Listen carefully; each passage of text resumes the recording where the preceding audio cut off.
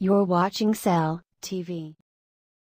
A strange sound is coming from the Lymordian star system. An investigation is underway to pinpoint the cause of the sound. It echoes through this galaxy, like a loud crashing sound.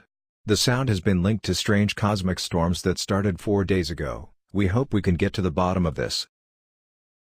In other news, the Lycanthorge, also part of the Lymordian star system, have come forward with what they claim is incriminating evidence that the Ursinian Empire is colluding with the Trilaxians. The Trilaxians have been fighting against C.E.L. and the United Federation for decades. If this story is indeed true, it will change the relationship between C.E.L. and the Ursinian Empire.